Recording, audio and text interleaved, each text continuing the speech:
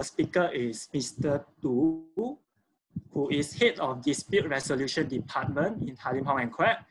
Mr. Tu also heads our firm's Risk Management Committee and is well informed of the pertinent aspect needed to safeguard a corporation against anti-corruption offences, specifically the latest Section 17A of the MACC 2009. He'll be sharing with us on the topic many of us are here for, that is the impact of MCO on employment-related issues. 我们接下来的演讲者是 Mr. 杜一焕，一位在 HHQ 诉讼与争议解决部的主管。Mr. 杜同时也是我们律师所的风险管理委员会的领导，他也专解如何保护公司免受反腐败罪行。他今天将与我们分享行动管制令对职场相关的问题影响。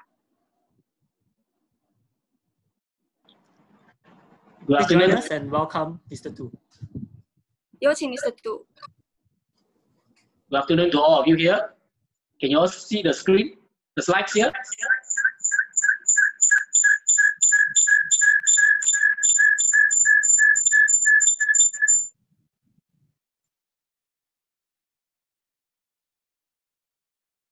Good afternoon to all of you here.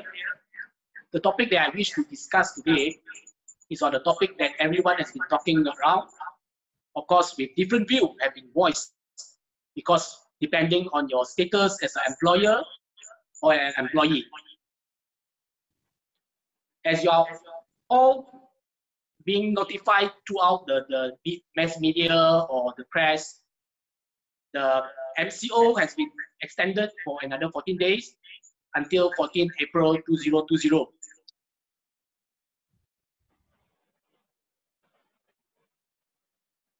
And I will not touch on these essential services which everyone has been notified.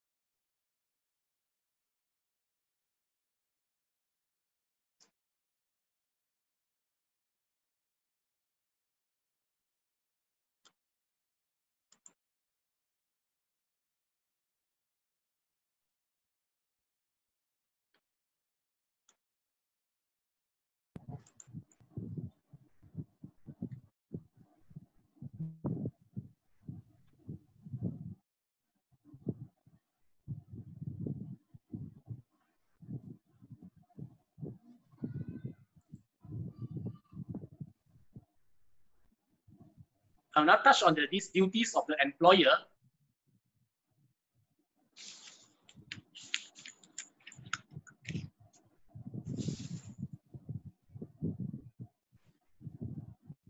At the workplace. Section 15.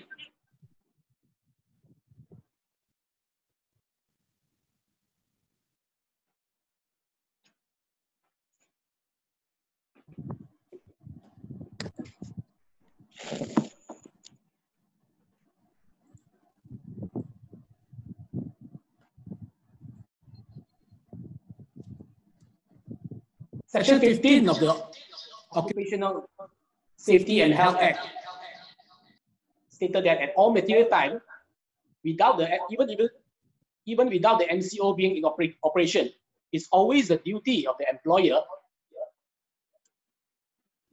and every self-employed to ensure, so far as it's practicable, the safety, health, and welfare to work of all his employees. And there are other conditions that which allow the companies to operate during the enforcement period. The Human Resources Ministry has on the 19 March issued some guidelines to the companies which have been allowed to operate during this MCO period. As you can see, all these conditions are to safeguard and to protect the best possible way the working group that is being allowed to work during this MCO, such as to reduce the numbers of the workers and provide safety precautions and also some social distancing measurements. As you can scroll through, all these are the conditions imposed by the government for those companies which are allowed to operate.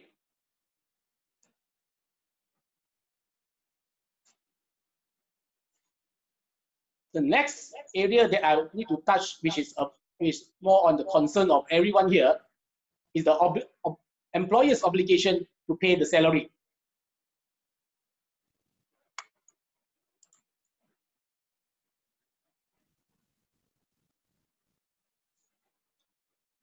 Section 19 of the Employment Act 1955 stated that an employer is obliged to pay its employees latest by the 7th of the wage period. And what happened if this MCO applies?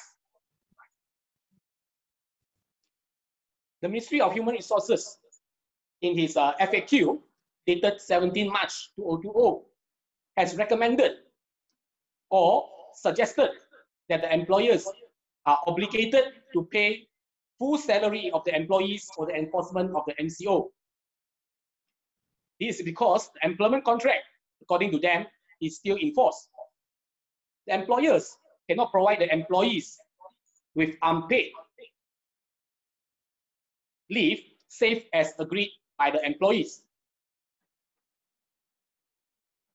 However, there's no need to pay the traveling and relevant allowances that require physical attendance of the employees that could not be performed during this MCO period. Then next, come to our interesting question here is whether this guideline or FAQ issued by the respective ministry or the respective department has the binding effect on the employers. In short, do the guidelines have any force of law? This position can be seen in the case of Persatuan Pegawai Bank Semenanjung Malaysia against M-Bank Malaysia Berhad, whereby the Industrial Court referred to the Code of Conduct for Industrial Harmony issued by the Ministry of Human Resources and the Malaysian Council of Employees Organization. And this court, the court has treated the code as a mere guideline that cannot be enforced as it is a binding statute, though it can be considered by the Industrial Court.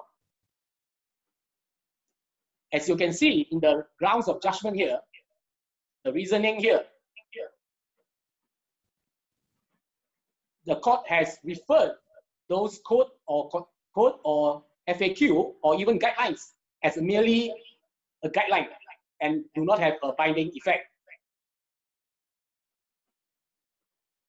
But having said so, as this current outbreak is unprecedented and the statement or the FAQ issued by the respective ministry is made pursuant to this critical situation, whether the court will give effect or judicial notice to this guideline is yet to be seen.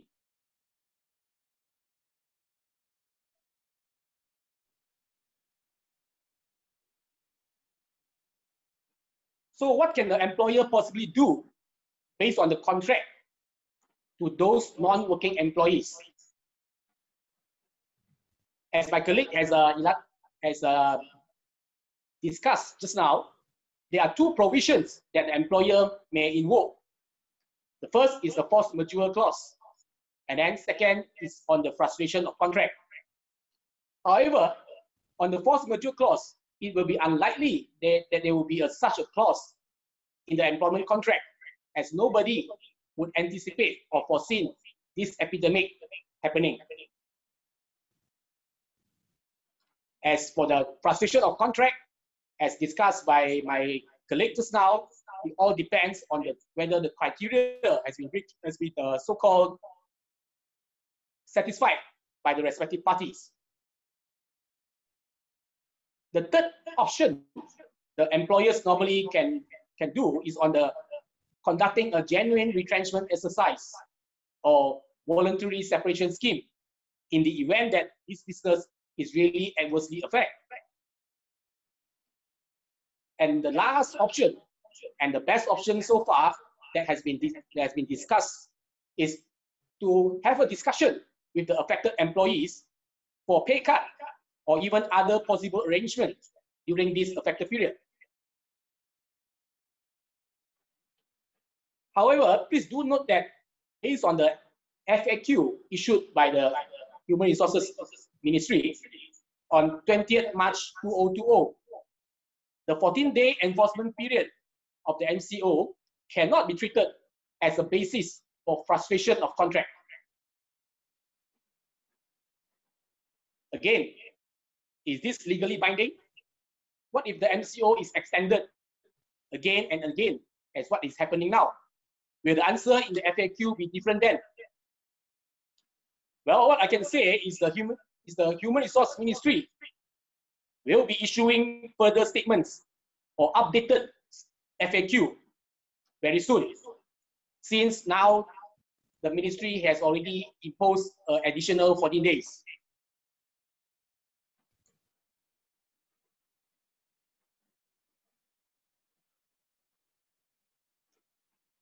So before retrenchment can be conducted or even being considered by the employer, the employers are still being advised to take reasonable measures in order to avoid retrenchment as recommended in the Code of Conduct for Industrial Harmony, which include limiting overtime, reducing number of days in a week, or reducing work hours.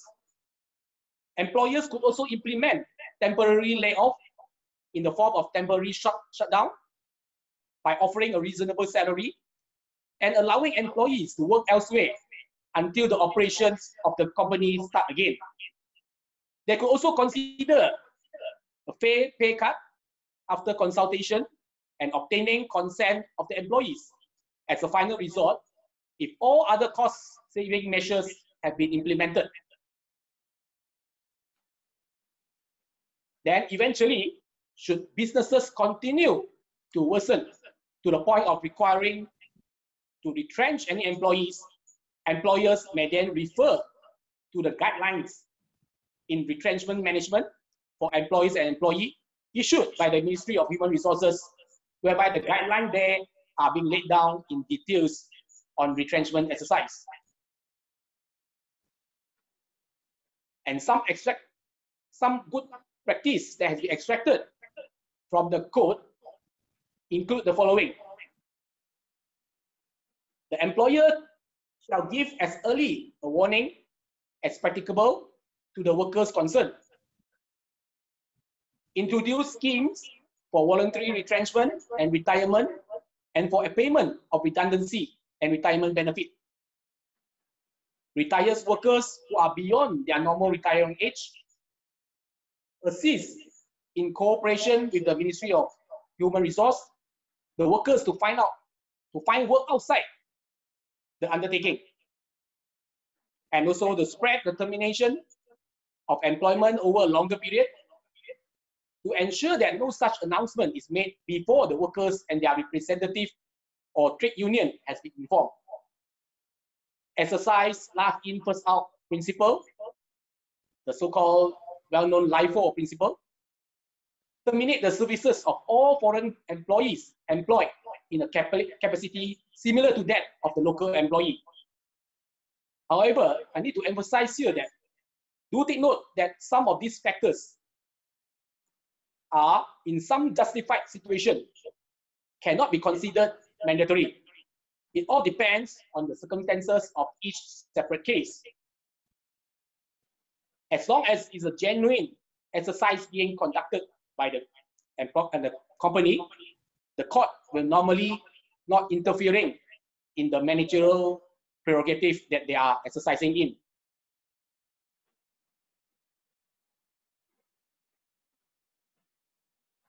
Next, we will see, can the employer retrench employee in light of the financial losses suffered due to the MCO? Employers who intend to conduct retrenchment, voluntary separation, layoff, or pay cut are under duty to submit a form called PK form to the nearest Labour Department at least 30 days before such exercise being carried out. And failure of such will carry a penalty of a fine not exceeding 10,000 pursuant to the section 1999A of the Employment Act 1955.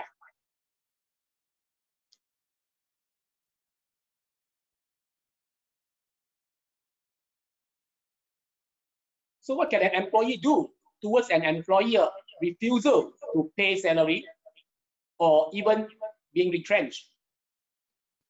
Normally, there are 3 possible actions taken by the employee. Firstly, is to lodge a complaint to the relevant authorities. This includes the EPF, SOCSO for the non-payment. Secondly, the employee can also lodge a claim at Labour Office for the outstanding salary. And this includes all employees whose salary is below 5,000. Any employee who views such retrenchment as without reasonable cause, or also view that such refusal or pay cut constitute a constructive dismissal, can make a representation via email or fax to the nearest Director General of Industrial Relations Department within 60 days after such dismissal, pursuant to Section 20 of the Industrial Relations Act 1967. Another option that is not in this slide is the employee may also consider to file a civil claim in the civil court for breach of the contract.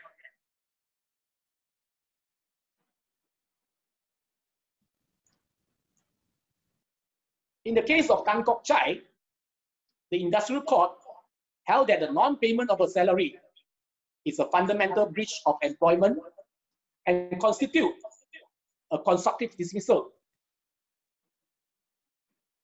As you can see, the judgment there is clearly stated, non-payment of a salary by the employer has always been regarded as a fundamental breach of the contract of employment.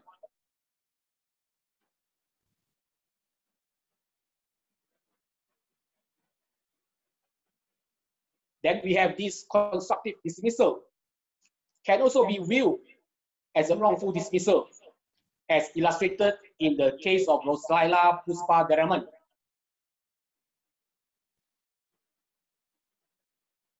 It's always the burden of proof by the employer to prove that they have exercised such retrenchment without any mala fide intention, and also to prove the redundancy eventually leads to the retrenchment of the employees. It is also stated in the grounds of judgment that the employer is entitled to organize his business in the manner he considers best. However, the managerial power has to be exercised in bona fide. In the event that the court found out that there's no bona fide acted upon, the court will normally intervene and rule that such retrenchment can be considered as a wrongful dismissal.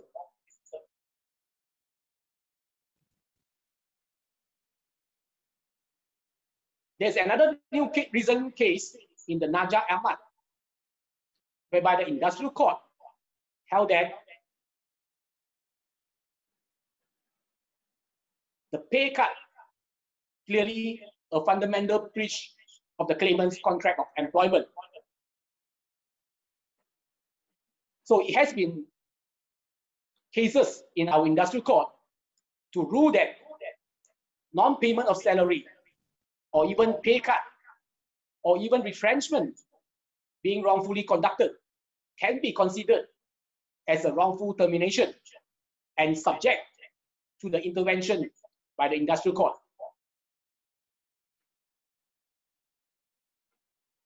In the event that the employer wish, or in the event that the employee is being dismissed through retrenchment, the employee has to satisfy the 4 conditions that's laid down by the Human Resource Ministry as a guideline. First, there must be a breach of contract of service by the employer.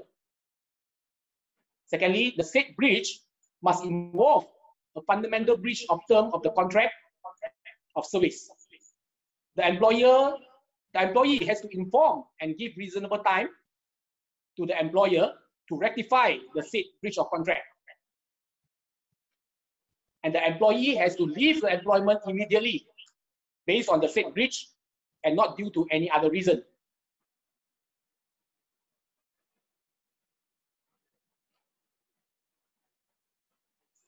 And for leave deduction, as has been stated just now, the Human Resource Ministry has declared that the employer cannot provide the employees with unpaid leave.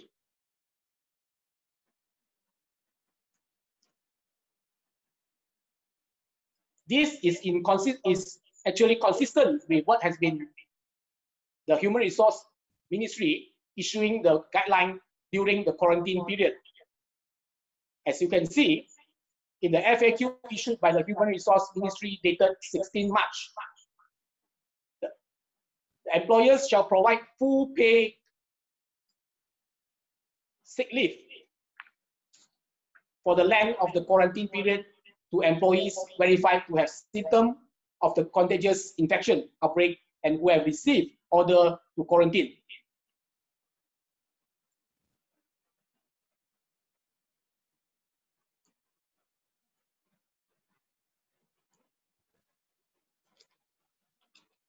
So our employees refuse to work due to fear. This question has been answered also in the FAQ issued by the Human Resources Ministry dated 17 March 2020.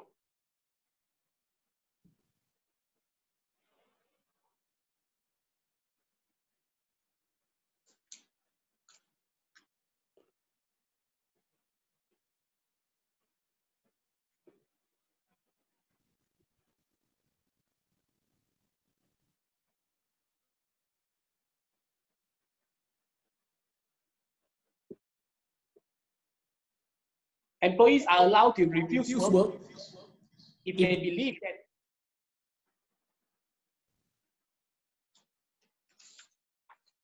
that they will be in danger, and Section 14(3) provide that an employee may terminate his contract of service without notice if he is immediately threatened by the danger to his own person by violence or disease in which the employee did not undertake to run. As such, employers should decide whether such dangerous circumstances exist in the nature of work before deciding whether to allow employees to refuse to work. However, the employee concerned need not be paid then if he decided not to work due to the fear.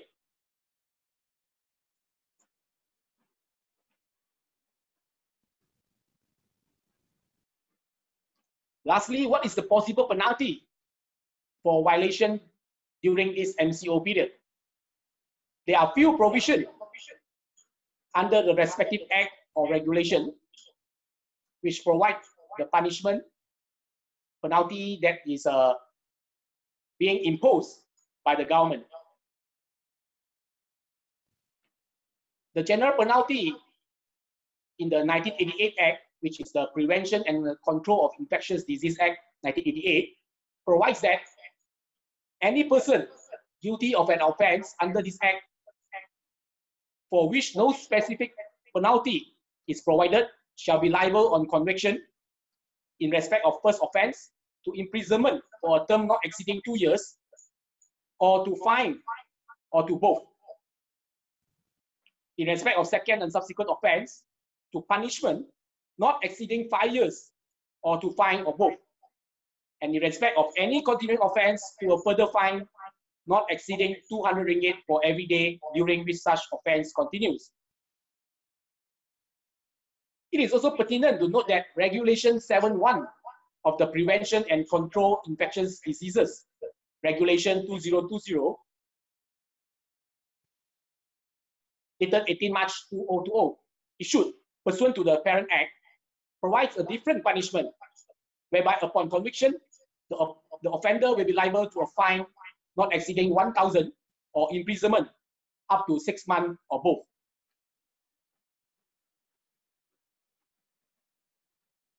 However, Regulation 7.2 provides that where a body corporate is found guilty of any offense, any of the director, manager, secretary, or similar officer at the material time of the body corporate shall be deemed to be guilty of that offense, unless, having regard to the nature of his function in their capacity and to all circumstances, be proved.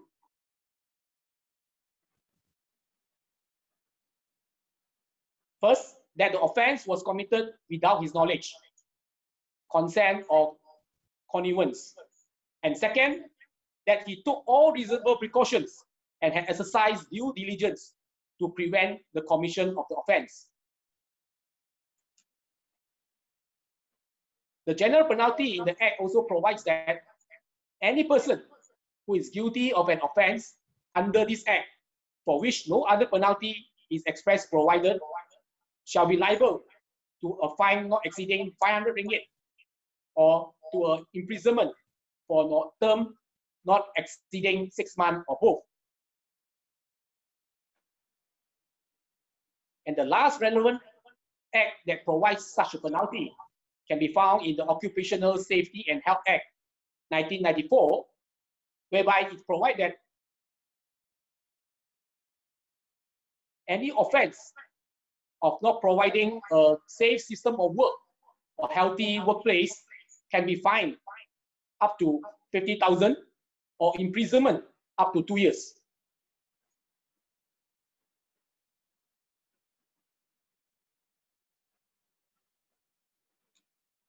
So what we can conclude here, based on the current MCO being extended, that unless there is a harmonious way to get the employers and employees to sit down together to achieve an agreement on how to deal with their salary entitlement or any other arrangement during this critical period, which is, I believe, a temporary moment. Otherwise, dispute and claims will be foreseeable to be increased. And put it this way, while employer should adopt a compassionate approach on the entitlement belong to the employee at the other hand should reciprocate in considerate enough to consider what is the best option that they have in terms of helping the business to continue sustaining.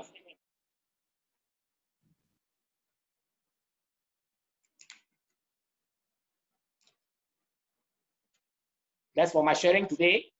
If any question that you need to pose, which is not covered during the presentation just now, feel free to hand in your query and we'll try to answer as much as possible.